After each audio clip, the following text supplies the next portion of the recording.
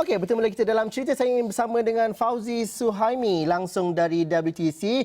Fauzi, apa khabar di sana? Kita berjarak semula kerana penjarakan sosial dan juga untuk operasi norma baru ini. Fauzi bercerita dan juga ditugaskan untuk buat liputan mengenai kenyataan atau satu temu bual bersama dengan Ketua Pengarah SPRM. Cerita pasal Macau scam ni cerita yang cukup viral pada ketika ini. Apa perincian yang kita boleh kongsikan, Fauzi? Baik, terima kasih Zul. Kami, kalau yang belum tahu, kami ada satu, dah dipecahkan kembali. Kalau sebelum ini telah pun diasingkan dan sekarang pun diasingkan, dan saya berlintas langsung di WTC, di mana pada 11 pagi tadi, kira-kira pukul 11 pagi, ditugaskan mendengar Facebook Live daripada Ketua Pesuruhjaya SPRM, Datuk Seri Azam Baki, yang bercerita ataupun berkongsi tentang pelbagai isu melibatkan isu rasuah, salah guna kuasa, isu pengubahan wak aram. Tapi apa yang saya nak fokus di sini adalah antara yang ditekankan dalam sesi temu bual itu adalah isu Macau scam. Tapi sebelum saya nak terus ke isu yang didedahkan oleh SPRM tadi, Zul, saya nak cerita sikit tentang cabaran di norma baru dalam bidang kewartawanan, di mana kalau sebelum ini kita lebih kepada pergi ke lokasi, melakukan interview secara eksklusif ataupun menghadiri program-program tertentu melibatkan pihak-pihak sama ada kerajaan ataupun agensi. Tetapi sekarang ini antara cabarannya adalah melalui Facebook Live ataupun media sosial yang digunakan saluran juga, kita boleh mendapatkan sebarang banyak berita dan kita boleh proses daripada situ. Dan contohnya hari ini melalui Facebook yang saya kongsikan terutamanya di semua media laman sosial ataupun di semua rangkaian berita Esok Awani. Dan antara fokus yang ditekankan oleh Datuk Seri Azam Baki adalah isu Macau scam yang baru-baru ini digemparkan Malaysia, di mana orang dikatakan kepala Macau scam di Malaysia telah pun ditangkap dan telah pun kini didakwa di mahkamah, di mana isu yang melibatkan bukan sahaja golongan seperti mereka yang mempunyai pelajaran tinggi, tetapi rakyat-rakyat yang kurang tahu apa itu Macau scam. Dan untuk tugasan hari ini, saya rasa Macau scam adalah mereka yang membuat penipuan. Selalunya kita dengar secara dalam talian, di mana mereka menyamar menjadi anggota polis, menyamar menjadi pihak mahkamah ataupun pihak-pihak berkuasa, menggugut pihak tertentu untuk mendapatkan wang. Ataupun sebagai contoh yang diberi tadi oleh Ketua Pesuruhjaya SPRM, di mana mereka menggunakan telefon atau memanggil mangsa-mangsa dan mengugut, di mana mangsa itu telah melakukan satu kesalahan jenayah dan diminta untuk menyelesaikan bayaran itu, jika tidak ia dipanggil di mahkamah ataupun ditangkap oleh polis. Itu antara contoh isu yang ditekankan dalam sesi temu bual Ketua Pesuruhjaya SPRM tadi, Zul. Tapi menariknya, yang menarik perhatian apabila kita cerita mengenai Macau scam ini, apabila ianya melibatkan golongan selebriti dan juga influencer di social media ini. Dan itu juga dinyatakan oleh Datuk Seri Azam Baki tadi, katanya tak kiralah siapa yang pernah dapat terima wang daripada mereka ditahan untuk tampil bagi kerjasama dengan SPRM. Mungkin kita dengarkan sedikit dahulu, Fauzi, apa yang dinyatakan oleh Datuk Seri Azam Baki sebelah pagi tadi. Tak kira selebriti atau tidak, mana-mana pihak lah saya sebutkan tadi. Saya pun betul tak nak lah nak spekulat di sini selebriti atau tidak. Mana-mana pihak lah, ya, yang pernah mungkin menerima dan mereka pun rasa mereka pernah menerima wang daripada mereka yang ditahan ni, datang kepada SPRM sebelum kami panggil mereka. Kerana bila kita panggil ni jadi tak berapa cantik. Saya percaya pedalan orang Melayu selalu saya gunakan lah. Siapa makan cili dia terasa pedas kan. Jadi tak payah tunggu kami panggil. Jadi datang saja kepada SPRM dan kita akan layan mereka dengan baik. Ya, beri kerjasama kepada kami. Sebab sekarang ni pegawai saya memang dah ada senarai. Ada dah senarai nama-nama tu. Dan jangan tunggu kami panggil lah. Jadi telefon, tampil ke hadapan. Bukan saya kata nak guna ayat yang tak baik, serah diri. Tampil ke hadapan. Ya. Itu ayat yang paling lembut saya boleh gunakan, ya. Kami secara agresifnya telah membongkar kegiatan ini, yang mana ini kegiatan satu sindiket yang menipu orang ramai.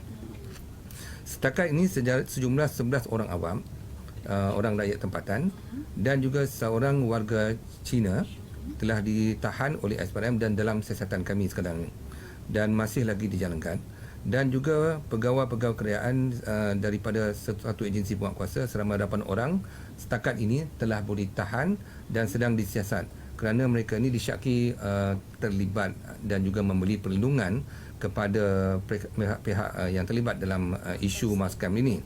Setakat ini juga kami juga telah menyita wang dalam bank, akaun dan juga tunai.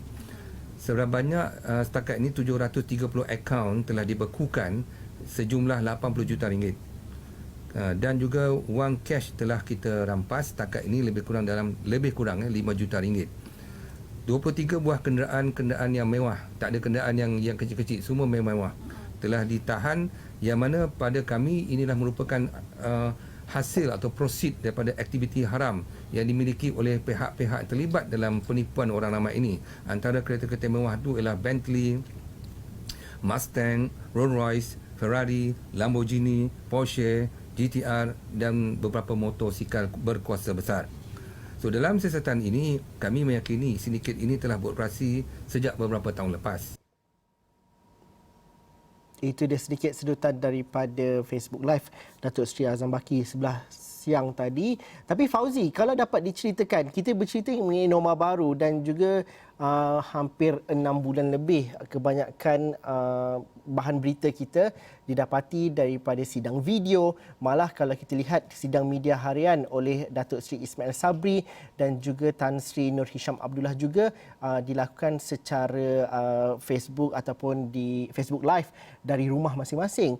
Dan ini sedikit berbeza dengan sidang media mereka sebelum ini apabila masih ada lagi soalan daripada wartawan. Fauzi sebagai seorang yang ditanggungjawabkan untuk melakukan dan juga mencernakan setiap informasi melalui Facebook Live ini, sukar tak? Adakah ini satu cabaran baru kerana interaksi itu hampir satu hala sahaja dan juga perlu meneliti setiap satu perincian dalam sidang video itu. Bagaimana Fauzi?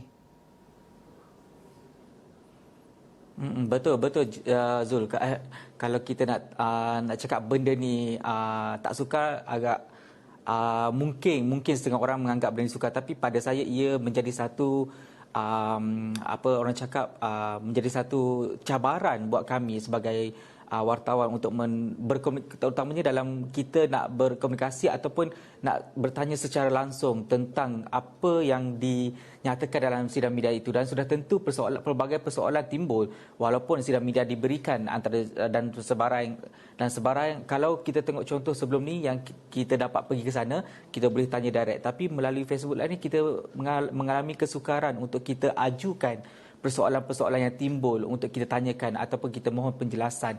Dan untuk itu jika tugasan ini diberi, dan selalunya dia akan beri awal sehari sebelum hari kejadian, di mana kita akan menghubungi pihak-pihak tertentu, sama ada pihak unit komunikasi korporat ataupun pegawai tertentu untuk kita ajukan soalan lebih awal, di mana setiap soalan itu kita boleh berikan kepada mereka secara terus. Dan selain itu juga di ruangan Facebook Live tadi pun ada juga, bukan daripada kita sebagai wartawan yang bertanya, ada juga netizen-netizen lain yang mengajukan soalan itu, dan ada setengah ataupun beberapa soalan juga dibacakan ketika sesi sidang video langsung itu tadi, Zul. So dari segi cabaran memang diakui ia salah satu cabaran, tetapi cabaran itu kita kena handle sebab ia mendepani ataupun ini adalah cabaran yang lebih. Mungkin lepas ni segala program kita boleh lakukan secara dalam talian, Zul.